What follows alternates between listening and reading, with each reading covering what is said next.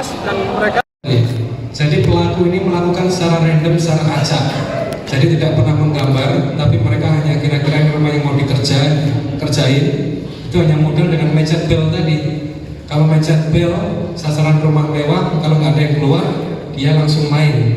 Jadi kami pastikan tidak ada kaitan pelaku ini kenal dengan orang tua korban.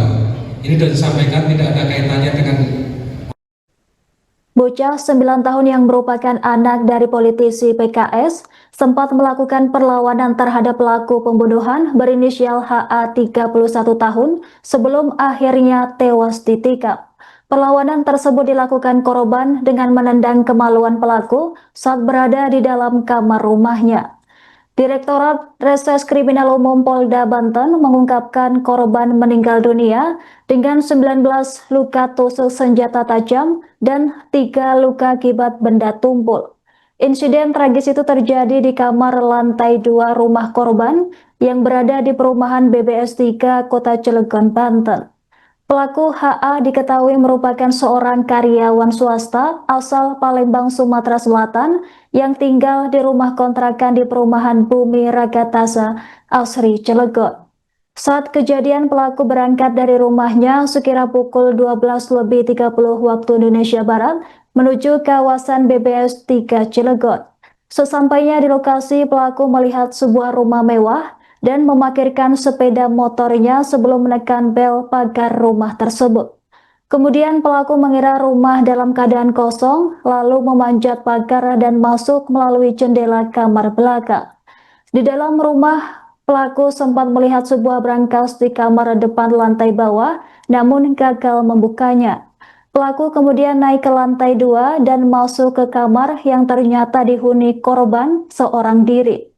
Setelah menanyakan kunci brankas dan tidak mendapatkan jawaban, pelaku membawa korban ke pojok kamar untuk diikat dan mulutnya dilakban. Akibat perlawanan korban, pelaku panik setelah melakukan penusukan, kembali mencoba membuka brankas namun gagal, lalu melarikan diri keluar rumah. Jadi pelaku ini melakukan secara random, secara acak. Jadi tidak pernah menggambar, tapi mereka hanya kira-kira rumah yang mau kerjain itu hanya modal dengan mencet bel tadi. Kalau mencet bel sasaran rumah mewah, kalau nggak ada yang keluar dia langsung main.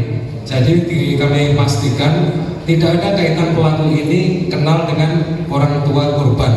Ini sudah disampaikan tidak ada kaitannya dengan orang tua korban, keluarga korban ataupun karyawan, tidak ada kaitannya.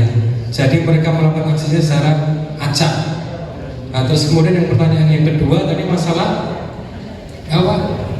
Cancer, kenapa melakukan bertubi-tubi? Ini juga sudah kami jelaskan. Pada saat anak ini mau dilakban, si korban anak ini melakukan perlawanan dengan menendang kemaluan si pelaku 2 kali, menendang lutut dan siku. Itu yang mengakibatkan pelaku melakukan penusukan berkali-kali untuk memastikan korban tidak teriak. Terus kemudian yang ketiga, Pak? Pada saat kejadian, jadi statusnya istrinya sedang di CCM Cilegon. Jadi istrinya sedang di CCM, tapi dia ini juga sampaikan adalah pelaku tunggal. Istrinya tidak tahu bahwa suami akan melakukan itu. Bahkan pasca melakukan pun malam di rumah kontrakan itu juga yang bersangkutan masih tidur dengan istrinya. Tadi pada saat jam kejadian, istrinya sedang keluarganya sedang ada di CCM. Tapi ini adalah pelaku tunggal, tidak ada bantuan ataupun keterlibatan dari istri si pelaku ini.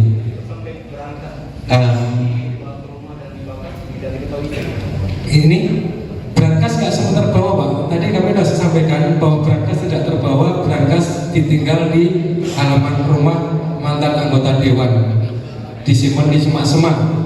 Kemudian untuk menghilangkan jejak, ini kursi roda dibakar karena kondisinya pada tanggal 28 tersebut tidak sedang hujan.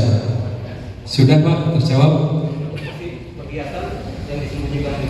Untuk perhiasan sudah kami sampaikan, hasil tes tanggal 28, hasil perhiasan belum dijual, dimasukkan dalam plastik, diumpetin si pelaku ini dengan cara ditanam di halaman rumah korban, tepatnya pojok sebelah kiri di bawah saluran pembuangan air AC dengan ditutup pot. Oke Pak, kita Soroknya diangkat Bang. Makanya ini megang dulu. Ini pisaunya yang kiri kanan tengah Bang ya. pisaunya Bang. Izin Bang, pisaunya Bang. 1, 2, 3. Oke. Mohon izin 1, 2, 3. Kripto dan kalah kembali. Sedangkan yang bersangkutan itu memiliki riwayat kanker stadium 3 nasofaring. Diri dapat dibuktikan dari handphone pelaku yang tiap minggu harus melaksanakan pengobatan di rumah sakit S di daerah Semanggi, Jakarta, sehingga karena himpitan ekonomi memaksa pelaku untuk melakukan ini. Bisa sampai membunuh korban, Pak, secara singkat seperti apa? Kenapa pelaku sampai membunuh korban? Karena pada saat pelaku ini Motif pembunuhan sadis terhadap bocah berusia 9 tahun yang merupakan anak politisi PKS berinisial MAHM di wilayah Cilegon akhirnya terungkap. Dalam konferensi pers pada Senin 5 Januari, Polda Banten menyatakan pelaku berinisial HA 31 tahun awalnya tidak memiliki niat untuk menghabisi nyawa korban. Hasil penyelidikan mengungkapkan bahwa motif ekonomi menjadi latar belakang utama aksi kriminal tersebut. Pelaku mengalami tekanan finansial berat akibat kerugian besar dalam perdagangan aset kripto. Kondisi ekonomi pelaku yang terpuruk dan kebutuhan membayar utang membuat pelaku nekat melakukan tindak pidana pembunuhan. Informasi selengkapnya akan dilaporkan langsung oleh jurnalis Tribun Banten, rekan Haris. Silahkan laporan Anda. Melaporkan dari Cilegon, Banten, kasus pencurian dengan pembunuhan yang menewaskan seorang anak sekolah dasar berusia 9 tahun di sebuah rumah di kawasan BBS 3 Kota Cilegon akhirnya terungkap. Kepolisian Polda Banten bersama dengan Polres Cilegon berhasil mengungkap kasus tersebut yang telah berlangsung kurang lebih 2 minggu lamanya. Berdasarkan keterangan polisi, pelaku merupakan pria berinisial HA, berusia 31 tahun, asal Kota Palembang. Pelaku merupakan karyawan swasta di salah satu perusahaan di Kota Cilegon yang tengah mengalami kebutuhan uang yang mendesak disebabkan oleh ruginya dalam bermain kripto, sehingga pelaku terdesak untuk membayar hutang yang nilainya mencapai ratusan juta rupiah.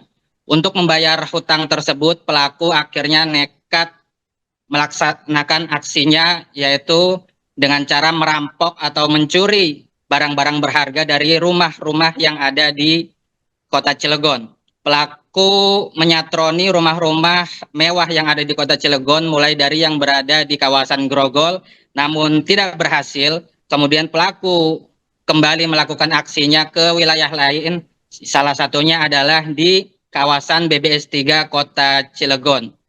Saat pelaku berada di area rumah korban, pelaku melakukan modus dengan cara memencet bel terlebih dahulu. Memencet bel sebanyak kurang lebih 4 kali. Namun karena ada respon dari dalam, pelaku akhirnya berusaha memanjat lewat pagar. Pelaku kemudian berhasil masuk ke dalam rumah lewat pintu belakang. Saat akan melaksanakan aksinya, pelaku berusaha untuk membobol berangkas yang ada di rumah mewah di BBS 3 Kota Cilegon tersebut. Namun saat berada di lantai 2, pelaku mendapati anak pemilik rumah yang sedang sendirian di suatu ruangan di dalam rumah tersebut. Karena pelaku ketahuan oleh sang anak, pelaku berusaha untuk menenangkan sang anak tersebut. Namun korban berontak hingga membuat pelaku yang awalnya tidak berencana untuk melakukan pembunuhan hingga akhirnya nekat melakukan penusukan terhadap korban sebanyak kurang lebih 10 kali. Setelah melakukan aksinya, pelaku akhirnya kabur lewat pintu belakang tempat awal pelaku masuk ke rumah mewah tersebut. Dalam pelaksanaannya, kepolisian terus berusaha untuk menemukan korban. Korban ternyata melakukan aksinya kembali, melakukan aksi, maksud kami mencuri kembali di rumah yang berbeda dengan motif yang sama, yakni kebutuhan ekonomi yang mendesak untuk membayar hutang. Namun aksinya kali ini gagal. Setelah gagal tersebut, polisi berhasil menangkap pelaku hingga akhirnya berhasil diamankan di Mapolres Cilegon. Demikian. Baik, rekan Haris, korban dikabarkan sempat melawan pelaku pembunuhan sebelum tewas ditikam. Seperti apa informasinya? Berdasarkan keterangan kepolisian, pelaku sempat melakban mulut korban, tapi korban berontak dengan berteriak "Ah!" hingga akhirnya pelaku panik. Korban menurut keterangan polisian sempat menendang alat vital atau kelamin dari pelaku. Itulah yang membuat pelaku panik hingga akhirnya nekat melakukan penusukan terhadap korban. Demikian. Baik, rekan Haris, kemudian bagaimana hasil pemeriksaan polisi terkait dengan pengakuan pelaku yang awalnya tidak berniat menghabisi nyawa korban? Ya, berdasarkan keterangan kepolisian, memang pelaku tidak berniat untuk melakukan pembunuhan. Berdasarkan keterangan Direskrimum Polda Banten, Kombes Pol Dian Setiawan, bahwasannya pelaku hanya berencana mengambil barang berharga dari rumah-rumah yang dia satroni. Kemudian karena keadaan terdesak, pelaku akhirnya nekat melakukan penusukan dengan pisau yang telah pelaku bawa dari rumah. Demikian. Baik, rekan Haris, kemudian pelaku pembunuhan ini ternyata mengidap kanker nasofaring stadium 3. Seperti apa informasinya? Ya, benar. Berdasarkan keterangan Direskrimum Polda Banten, Kombes Pol Dian Setiawan, bahwasannya pelaku memang mengidap kanker stadium 3. Inilah yang membuat keadaan psikologi pelaku yang begitu rumit, yang mengalami permasalahan kehidupan yang begitu berat, disertai dengan desakan untuk membayar hutang yang nilainya ratusan juta rupiah. Hingga akhirnya pelaku nekat melakukan aksi pencurian dengan berujung pada pembunuhan tersebut. Demikian. Baik, rekan Haris, bisa dilaporkan pasal berlapis apa yang dikenakan kepada tersangka dan seberapa berat ancaman hukuman yang menantinya? Ya, pelaku dijerat pasal berlapis, yakni pencurian dengan pemberatan sekaligus pasal pembunuhan sekaligus pasal perlindungan anak dengan ancaman kurungan penjara maksimal seumur hidup.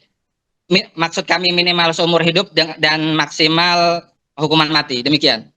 Baik, rekan Haris, bisa dilaporkan langkah apa yang akan ditempuh Polda Banten untuk memastikan proses hukum berjalan transparan dan memberikan rasa keadilan bagi keluarga korban?